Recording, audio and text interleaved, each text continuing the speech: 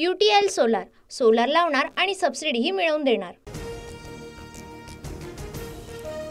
हर्षवर्धन पाटलांची भाजपला सोडचिठ्ठी 6 किंवा 7 तारखेला शरद पवार गटामध्ये पक्षप्रवेशाची शक्यता। आज पत्रकार परिषदेसह कार्यकर्ता मेळावा घेणार।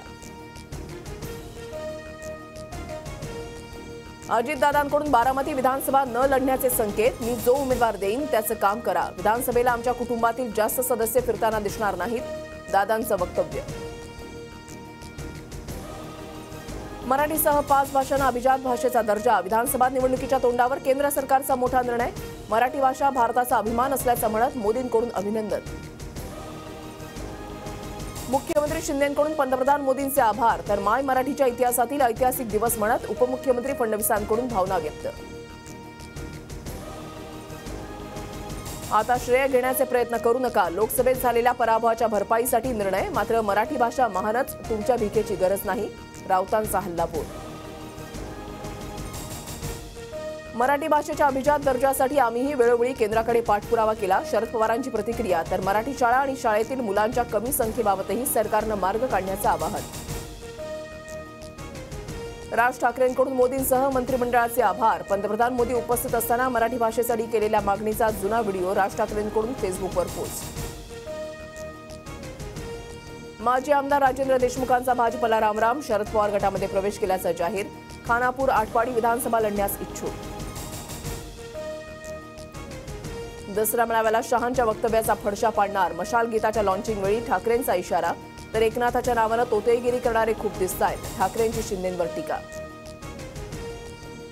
पाकिस्तानची बोली बोलणाऱ्या राक्षसांचा संहार आई जगदंबा करेल, नाव न घेता शिंदेंचा उद्धव ठाकरेंवर पलटवार।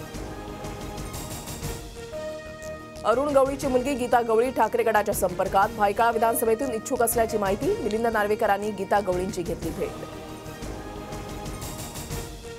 सर्वपक्षीय आदिवासी आमदारांची आज मुंबईमध्ये बैठक। धनगर समाजाला एसटी प्रवर्गामध्ये समावेश न करण्याची मागणी।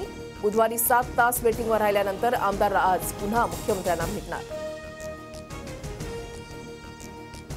वरळीतून आदित्य ठाकरेंसारख्या अकार्यक्षम आमदाराला हरवणार। गुणरत्न सदावर्तेंचा हल्लाबोल। तर ज्यांना विरोधात उभं राहायचंय त्यांनी राहावं, आदित्य ठाकरेंची प्रतिक्रिया। सहकारी संस्थांच्या निवडणुका घेण्याचे राज्य सरकारला आदेश। राज्यातील 29,443 सहकारी संस्थांची निवडणूक होणार। प्राधिकरणाचे आयुक्त अनिल कवडे यांची माहिती। पुण्यामध्ये स्कूल व्हॅनमध्ये 2 चिमुकलींवर चालकाकडून अत्याचार। आरोपी संजय रेड्डीला 8 तारखेपर्यंत पोलीस कोठडी। आरोपी अक्षय शिंदेच्या मृत्यू प्रकरणाचा चौकशी अहवाल नोव्हेंबरमध्ये द्या। हायकोर्टाचे न्यायदंडाधिकाऱ्यांना आदेश। मृत्यूची चौकशी करण्यासाठी SIT नेमण्यात यावी, अक्षयच्या कुटुंबियांची मागणी। यवतमाळचे पालकमंत्री संजय राठोड यांच्या वाहनाची मालवाहतूक गाडीला धडक। मालवाहतूक करणाऱ्या गाडीमधील चालक जखमी। दिग्रस रोडवरची कोपरा भागामध्ये घटना। लाडकी बहीण योजनेविरोधात मुंबई हायकोर्टाच्या नागपूर खंडपीठाची सरकारला नोटीस। 23 ऑक्टोबरपर्यंत जबाब नोंदवण्याचे आदेश। मोफत योजनांवर बंदी आणण्यासाठी कोर्टामध्ये याचिका। महाराष्ट्रामध्ये शेतकऱ्यांसाठी खुशखबर। PM किसान आणि नमो शेतकरी योजनेचे 4,000 उद्या जमा होणार। पंतप्रधान मोदींच्या हस्ते उद्या वाशिममधल्या कार्यक्रमात निधी वाटप। जास्त पावसानंतर यंदा राज्यामध्ये थंडीचाही कडाका। ऑक्टोबरमध्ये देशाच्या बहुतेक भागात सरासरीपेक्षा जास्त पावसाची शक्यता।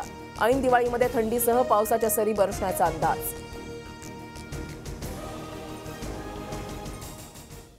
प्रस्तुत करता Cotton King Urban Twist. Compliment तो बनता है। Co powered by Badekar group. पुणेकरांसाठी विश्वासाने साकारलेलं सुंदर आणि परिपूर्ण घर। बडेकर ग्रुप, नाते विश्वासाचे। नमस्कार, मी रुशाली यादव सारंग। टॉप 9 घडामोडींचा आढावा घेणार आहोत। मात्र त्याआधी एक मोठी बातमी। संजय राठोड यांच्या वाहनाचा अपघात झाला। यवतमाळच्या दिग्रस सरोवरील कोपस भागामध्ये ही घटना घडली आहे। राठोडांच्या वाहनाचं नुकसान झालंय। एअरबॅगमुळे राठोड UTL सोलार, सोलार लावणार आणि सबसिडीही मिळवून देणार।